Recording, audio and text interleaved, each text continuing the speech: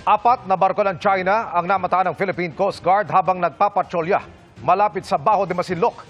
Isang Chinese Navy ship naman ang namataang tila bumubuntot sa isang barko ng Philippine Navy. Nakatutok si Chino Gaston. 56 nautical miles mula Zambales, namataan ng patrol aircraft ng Philippine Coast Guard ang Chinese Navy Frigate 575 na tila bumubuntot sa BRP Emilio Jacinto ng Philippine Navy. Ayon sa Philippine Navy, nagsasagawa ng routine maritime patrol ang kanilang barko malapit sa Baho de Masinloc ng buntutan ng Chinese frigate. Mas malapit naman sa Baho de Masinloc, nakita ang apat na China Coast Guard vessels na sumusunod naman sa BRP Cape San Agustin ng Philippine Coast Guard. Nakita ang mga Chinese vessels sa isinasagawang Maritime Domain Awareness Flight ng PCG Islander Aircraft na layong tingnan ang sitwasyon sa Baho de Masinloc.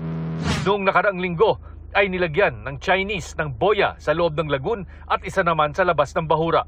Ilang barko ng China Coast Guard at plan ang namataan ng eroplano ng Philippine Coast Guard kung kaya atin itong pupuntahan para imbestigahan. Ang pinaka-significant na nakita nila dito ngayon is that there are 4 China Coast Guard vessels that they have monitored within the vicinity of Baho de Masinloc.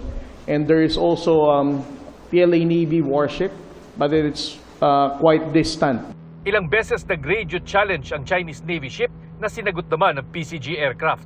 Patuloy na inaalmahan ng Pilipinas ang pagdeklara ng China ng isang nature reserve, ang Baho de Masinloc, na 120 nautical miles ang layo mula Zambales at nasa loob ng 200 nautical miles exclusive economic zone ng Pilipinas. It is actually an extension of the gray zone activities. Earlier we have identified that illegal, coercive, aggressive, deceptive.